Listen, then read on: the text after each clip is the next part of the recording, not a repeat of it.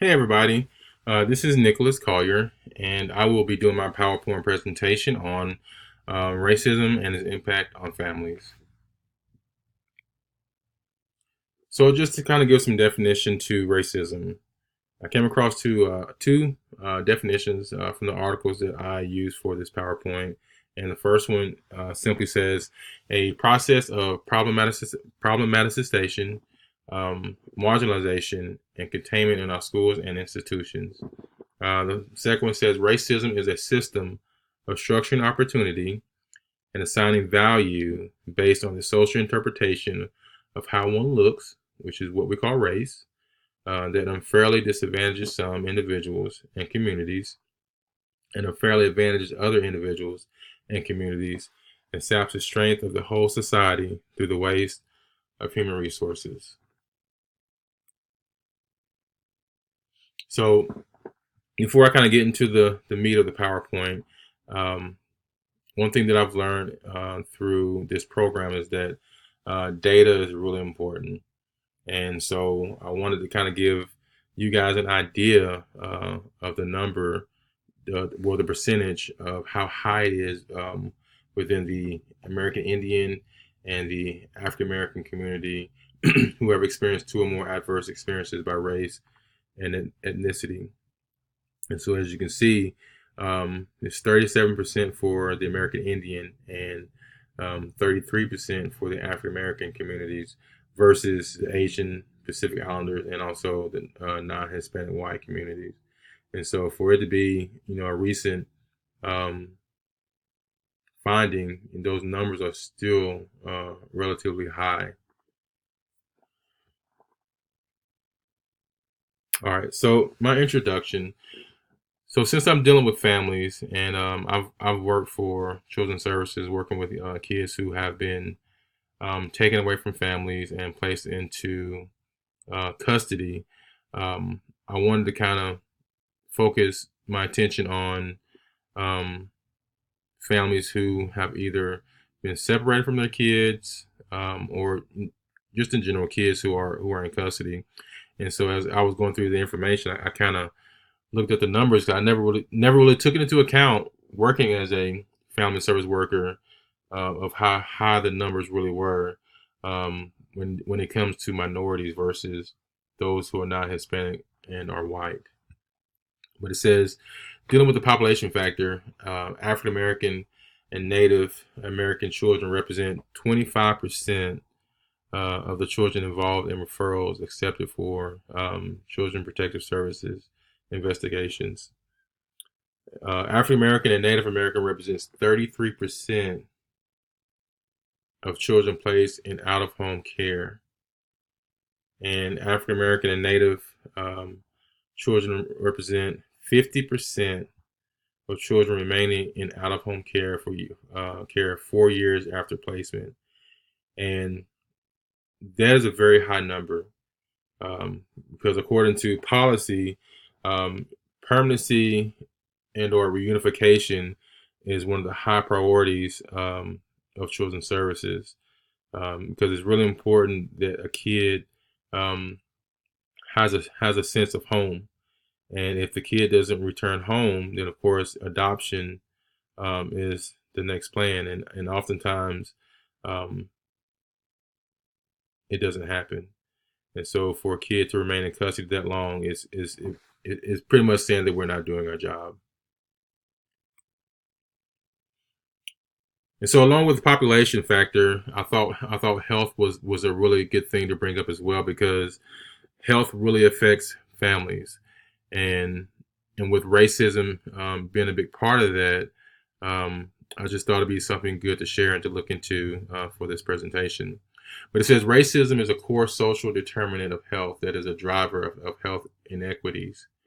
Um, Racial disparities in the infant mortality rate remain 32, and the complications of low birth weight have been associated with perceived racial discrimination and maternal stress.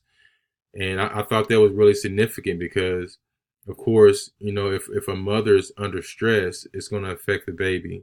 And with racism being a factor, um, we see the traumatic the trauma that comes from that, and the trauma that comes from racism not only affects the mother, but it also affects the baby that she's carrying.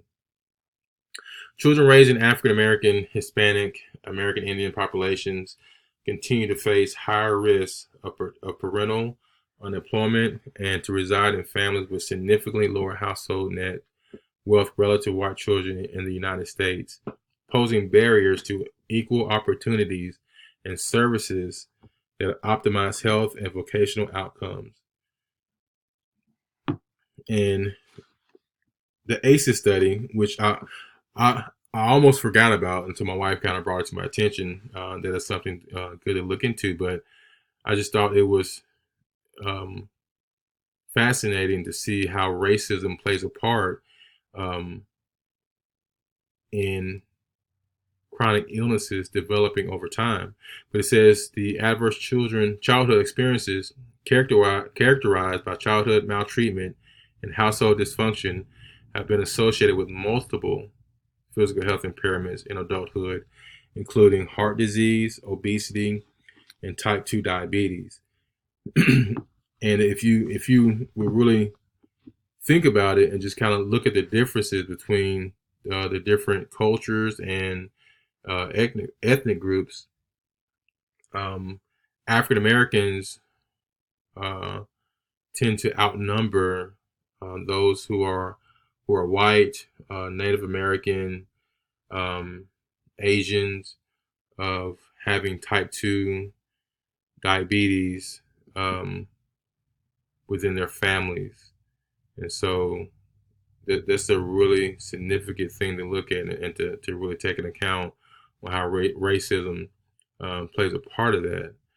Because racism doesn't just stop at a parent who has kids, um, but usually transcends to the kid from from the parents' personal experiences, because of how they may treat the kid, because of untreated trauma that the parent may have, and so it's just something that keeps passing from parent to child, from parent to child, and it almost becomes generational.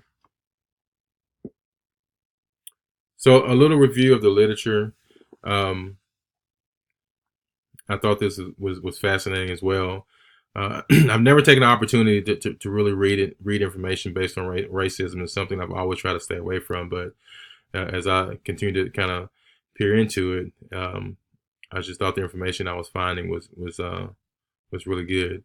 But it says a century ago, foster care in America was a white only institution, and I can kind of see that because usually when it came to certain resources or things that appear to be beneficial, um,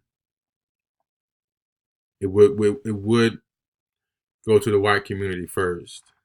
And so as we go on through the information here, it says children of color were not allowed to be fostered and were either left to fend for themselves or for their community to care for them. And I just thought that was really sad because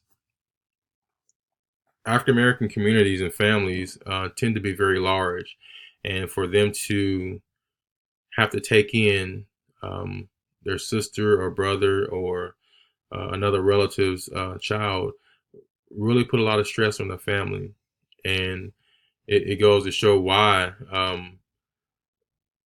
criminal activity or mental health issues was such a big factor then, because the larger the family, the harder it is to really be able to provide certain resources, whether it be money, um, education, uh, or just that family time, for each child, because of the family being so big in size, and of course one of the parents had to work, so there was um, a shortcoming somewhere, within the family, within the family system. So boarding school era lasted over 100 years.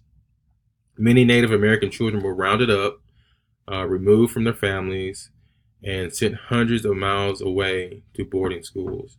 And again, just imagine yourself being one of those kids being taken away um, for some length of time with an expectation to get something out of it.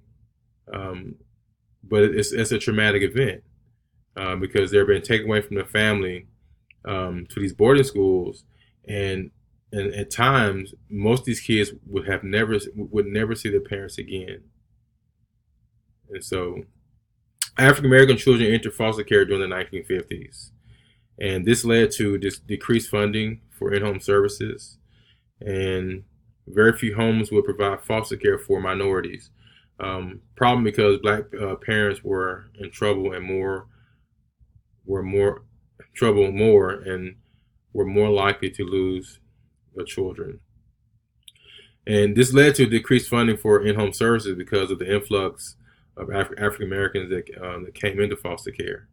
Because you got to remember, beforehand, it was only put together for whites only, and with children already being separated from their homes, you can just imagine when the doors did open up for African Americans to come into foster care, how many kids actually came into foster care at one time.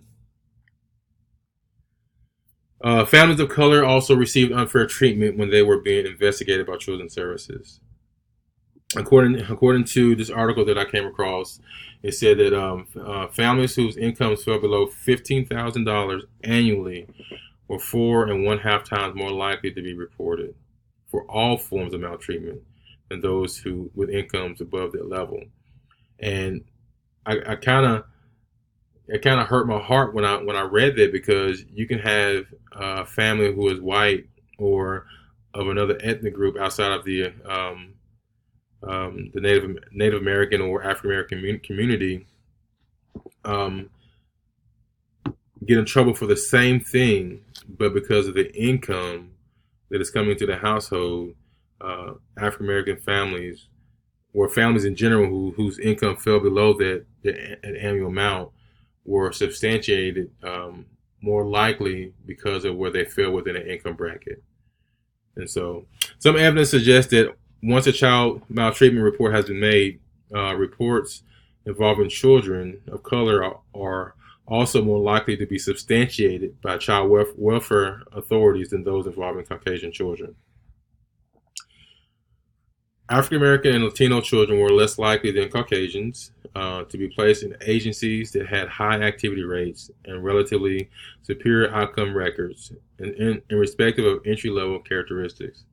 So again, these kids are being taken out of their home and being placed into custody, but not receiving the same treatment across the board.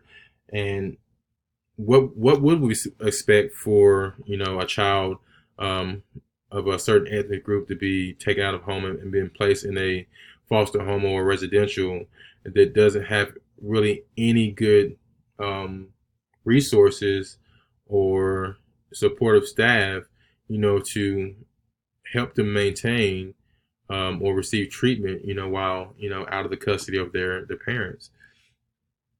Caucasian children in foster families receive more services and supports than children in foster families of color.